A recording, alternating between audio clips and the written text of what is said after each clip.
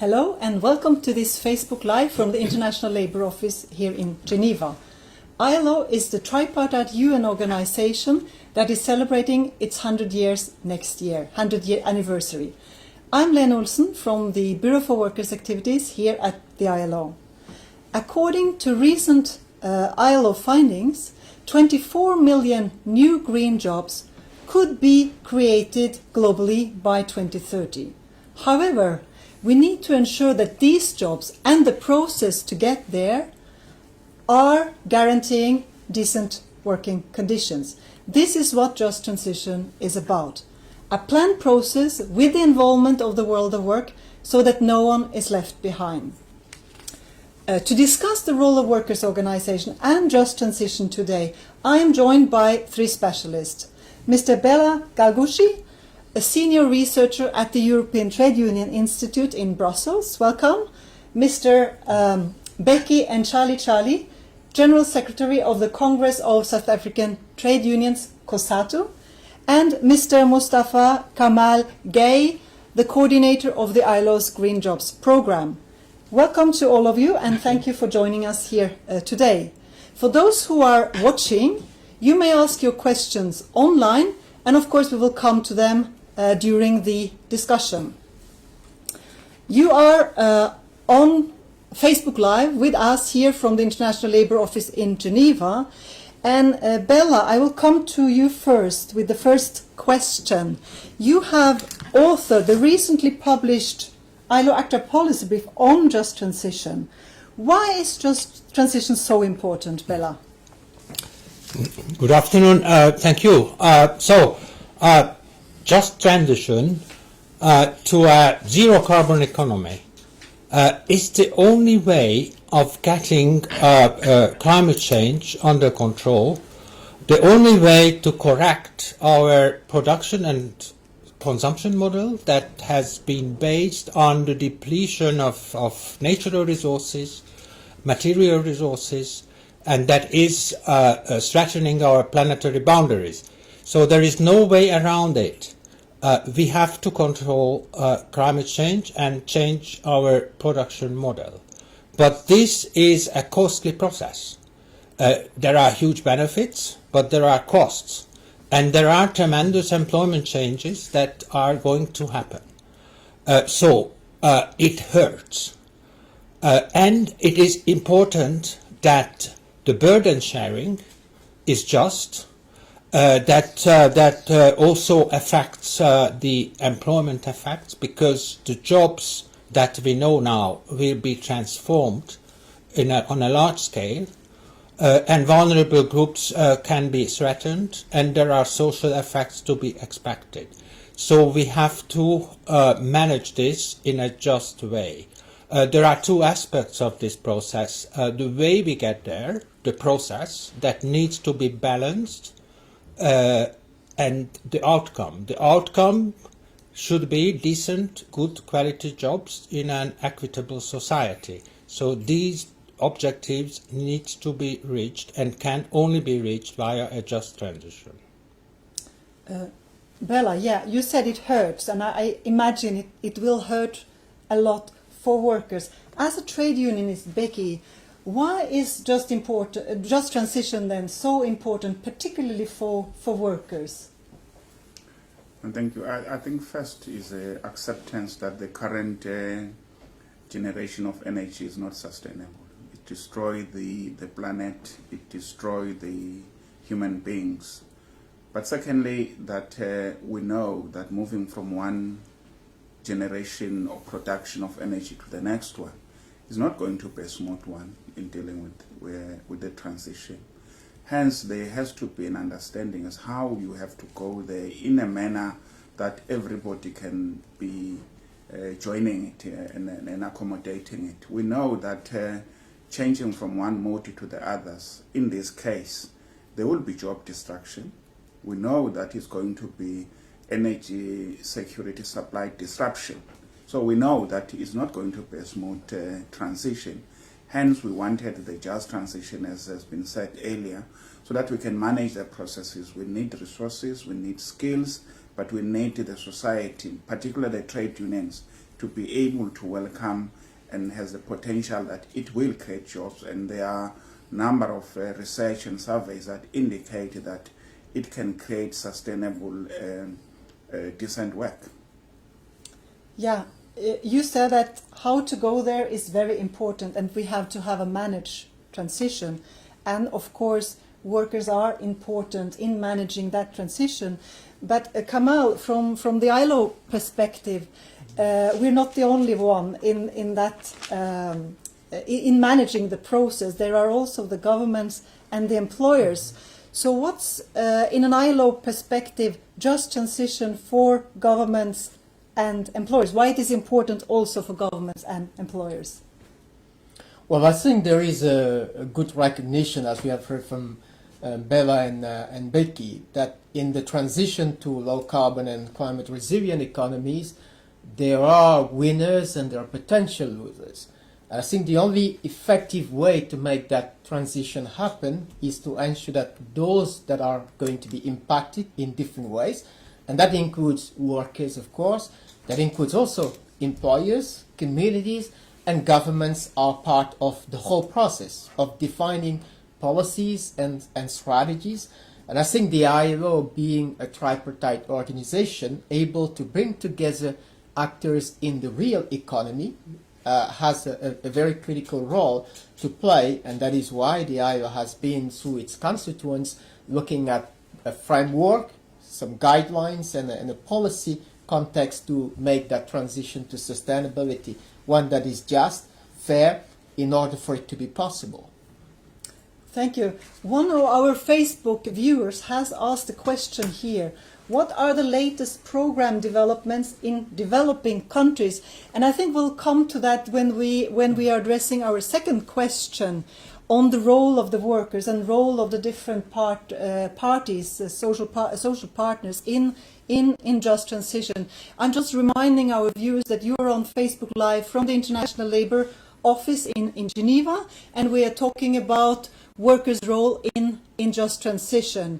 And if you like what you hear and you would like to share this with your friends, please click on the like button on Facebook, and we will take the second question and also having the question from the Facebook viewer in mind. Bheki, as a General Secretary of the Congress of South African Trade Unions, Cosatu, you have been involved in work related to climate change in South Africa. What has been the role of workers in just transition in South Africa particularly? I think the first thing that we have accepted as a trade union is that climate change is here. Climate change is caused by human behavior, and we know what needed to be done.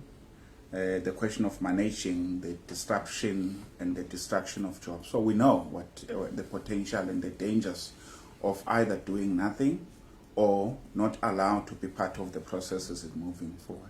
But we also know the benefit that if we manage and we make a contribution, it can tend to be to the benefit of the workers, to the benefit of the communities where is involved. The first thing that we talked about was that climate change has to be in the agenda of the trade union. We know in the beginning trade union were not keen to the question of the climate change for a number of reasons, particularly the fear that is going to disrupt jobs. So when you accept climate change, we are like accepting that it's going to destroy jobs. But now we know the benefit that if it's managed properly, unions can be able to make an input. In our case, there's a forum where all socio-economic issues, policies, has to be negotiated. And for the trade union, it gives an opportunity to indicate how it can be managed, what new policies needed to be done in dealing with those particular issues. But it also gives an opportunity for reindustrialization, what kind of manufacturings or tools that needed to be produced. For an example, if you're looking in South African situation, we've been depending on coal. Now we're moving to the solar system. So you need new solar geysers, new solar heaters, and then all those kind of, and the trade union had the potential to make that contribution. So it gives us a space, a new space. But it talks about new skills. It talks about how to deal with those that might be affected that in the just transition, giving you a lot of time in the policy change. So in other words, if the company or the government wanted to move from coal to wind, it's not going to be over a year or so. It needs to give enough time so that those workers who have a potential to lose their job, they can be reskilled in that particular way. So that's why it's important for a trade union, and we've been trying to use and utilize that case. Of course, we may have to learn from others who have done some kind of work in advance, other developing countries, how they've been managing these processes, so that you don't just go in there blindfolded, you know, and you can avoid to repeat the mistakes that other countries have gone through. Yeah, you're mentioning something very important, I think, which is a forum and a space, and eventually a new space to discuss these issues, and also particularly with the involvement of the world of work. And Béla, you mentioned in the first question, you know, the importance of social dialogue. To have this place to discuss is important, and plan for the transition. So that's some experience from South Africa. Kamal, the ILO has or is implementing the tripartite guidelines on just transition in a few pilot countries. What has been and is the role of unions in these countries? If you can give some example of those roles, if there are similar roles that Bheki mentioned in South Africa, or other roles that workers' organizations have in the pilot countries of the ILO. Well, indeed, as you have said, the ILO is working to use those guidelines for a just transition, adopted through a tripartite process, and in doing that, there is a very important role for workers. And I think that role is particularly to frame the narrative in the right way. When we speak of just transition, there is a battle of narratives. There are some who are claiming that dealing with climate change, addressing environmental challenges, is going to kill jobs. And therefore, countries must take it slowly. We should not have a high ambition on climate change and other environmental challenges. We know through analysis, research, and what we see in the countries where the ILO is working, that it is not the case for most of it. It is rather inaction against climate change and the major environmental challenges the world is facing today, that is a job killer. So therefore, the workers' organization have this critical role to shape that narrative, that positive narrative, that ambitious action against climate change, but in a way that is based on social dialogue, on the participation of actors in the world of work, in framing policy responses, is going to deliver more and better jobs. So the work that we're doing using those guidelines, it has started last year in the Philippines. We have been working in Uruguay and at this moment in Tanzania and Ghana, helping countries align their climate and environmental policies on the one hand with social and labor policies, so that you have ambitious action against climate change, but an action that delivers more and better jobs. And workers are a centerpiece of that. Yeah, you are stressing workers' organizations shaping the narrative. Béla, I know that you have been working on a specific research project, also looking at how different countries, different industries are dealing with just transition. What role have you seen in these countries that you have been looking at, or these industries that you have been looking at? What kind of role for workers' organizations in these industries and countries? Are they shaping the narrative? Yes, so at the European Trade Union Institute in Brussels, we have indeed a project now that is focusing on two key aspects of the green transformation. The one is exiting from coal in the energy generation, and the other one is the transformation of the automobile industry away from the combustion engine towards clean vehicles and clean mobility. These both put tremendous challenges on companies, on employers, on the workers, on trade unions, the way the work and employment is being shaped. So here the role of trade unions is crucial, and indeed the only way is to shape their own narrative. They actually also have to shape their own strategy. So they shouldn't wait for a strategy set by the government or the employers. They need to develop their own. And we also have to see, and that is not only true for these two aspects, coal and automobiles, but the entire process, that we are confronted with a variety of phenomena. The environment and the context is totally different by country to country. So the same case in Norway or Denmark is totally different than in South Africa, Brazil, or Indonesia, and this has to be adapted to the current local situation, local and regional situation. And here trade unions also have a huge role. Well, in terms of even within a European context that our institute is primarily focusing, we have huge differences between a coal transition in Poland and a coal transition in Germany, even if both are very conflictual, but that also depends on the regional context, and it goes beyond coal. It goes about the future of the local regional economy. How to create an industrial strategy and industrial policy. This is where trade unions are creating ideas. Trade unions promoting the labor market transition, the skills agenda, the training, and then what happens with the workers after the closures. And not only that they have a welfare package, because it's not enough, they need to have a future. So we can say that that coal doesn't have a future, but coal miners should have a future, and the actors of the regional economy need to have a future.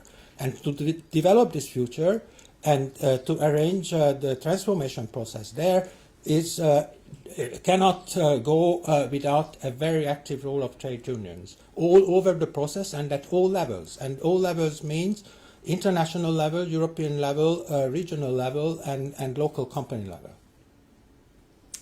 Yeah, Béla, I think you have addressed a little bit the question that just came in now from some of our viewers. One of the viewers have said, how do we place the well-being of employees in employer strategy for a just transition? And I think you have touched upon it, because it's not only, the strategy is not only an employer strategy or a worker strategy or a government strategy, but it's actually a planned strategy, a common strategy. And I think you have actually responded quite well to this question already. I don't know if some of our other guests would like to say anything about this, but I mean, it's not a question of each social partners having their own strategy, but actually to have a common strategy, which I think is very important. Yeah. I would like to add one thing here, and that makes the whole thing really exciting and challenging. That as already mentioned, the context can be very different. So in a local situation, let it be a closure of a company or the future of a region, it can be a conflictual case and it can be a cooperative case. It depends on the outset. When we look at different cases all around the world, and we don't have time to talk about that, we saw cases where they were deeply conflictual. They were opposing interests, and the opposing interests were not always split along the traditional lines, but sometimes building different coalitions.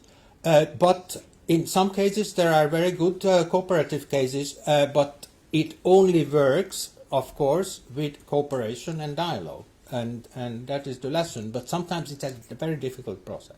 Yeah, you're right. I think the key word is really here, cooperation and dialogue. And I remind our viewers, we are on Facebook Live from the International Labour Office in Geneva, and we are discussing climate change, just transition, and particularly the role of workers' organisation.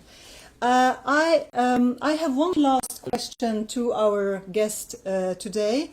And this is, what are your key messages two workers' organizations dealing with climate change and just transition. And we'll start with you, Kamal. Well, I think the first message for me would be what I said about workers being active in shaping the narrative, about dealing with climate change and ensuring a just transition for all. And that narrative must be a positive narrative. That's what we gather from serious research and analysis, that dealing with climate change is not a job killer. It will rather save jobs and maybe create even more and better jobs. The second is that this is not just a business for workers' organizations.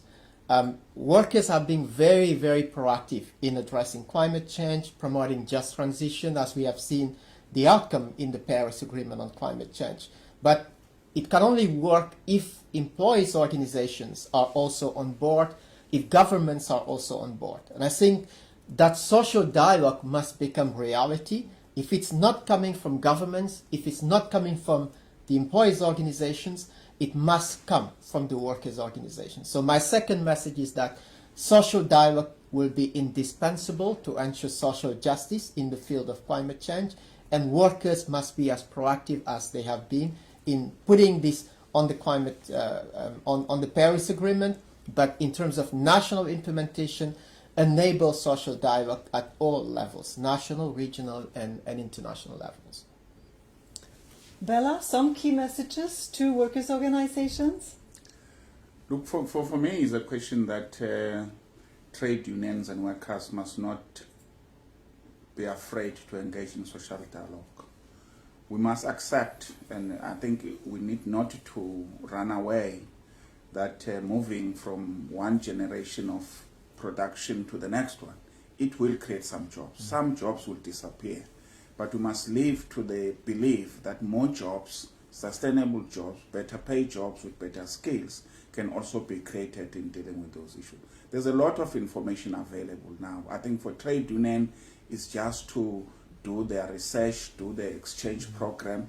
There are countries that we know that are mainly coal-producing countries that they have now gone to this kind of research. They know how better to deal with those particular issues. It's going to be difficult processes in the beginning, but it's a process that trade unions cannot afford to be spectators. They need to be engaged.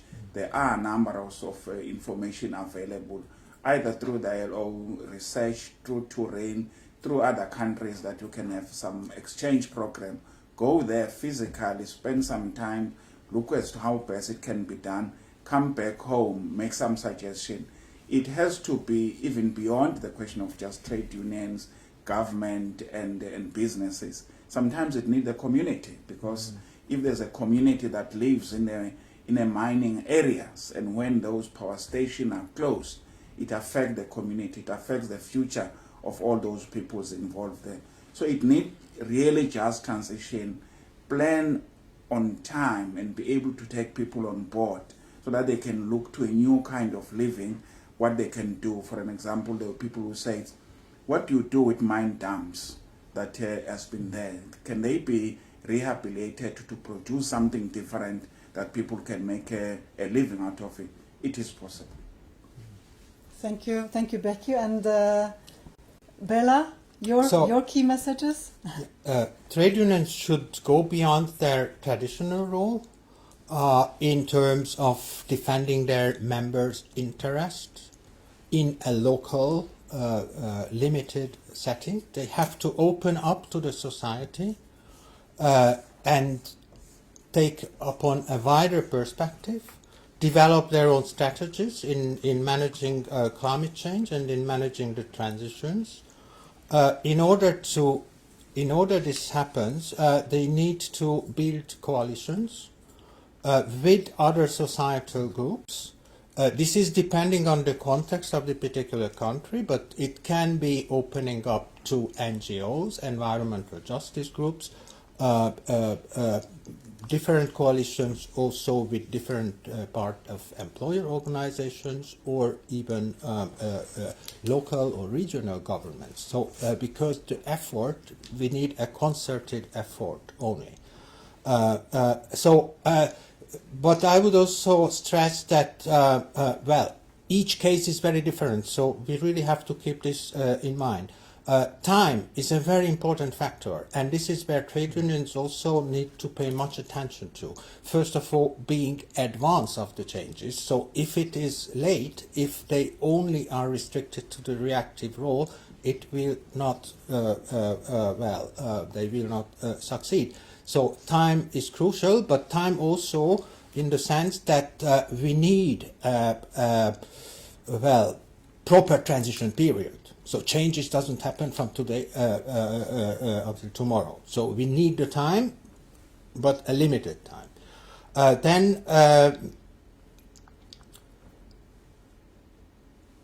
Once more the coalition building, and this is what we saw in many cases, that the success had been reached often if there was a pressure built up by with environmental groups, with NGOs, together with trade unions, and then the change was coming. If I have a last word to say also that trade unions also need to develop new organizational strategies, because the employment patterns are changing. The patterns in the renewable energy employment patterns are different than in the nuclear energy or in the mining industry or the huge big energy companies. So they need to open up, need to develop new innovative organizational strategies. And actually this opening up and playing an active role is a great opportunity for trade unions. We know that trade unions are losing ground, their support is in decline, but if they use this opportunity to broaden their activities and to manage this crucial change, they can gain more influence. Thank you to the three of you, Bheki, Béla and Kamal, for these messages. Many key messages here for workers' organizations. I take a few of them which I think is really essential. Social dialogue must become a reality. Trade unions cannot afford to be spectators. Go beyond their traditional role, build coalition, look into the future and open up, and have also in mind the timing aspects. Béla mentioned the policy brief. You can find additional cases and examples of workers' involvement in this ILO Actrav policy brief on just transition.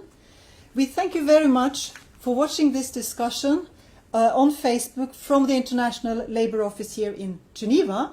We hope that you will continue this discussion offline. Thank you very much to all of you. Thank you. Thank you.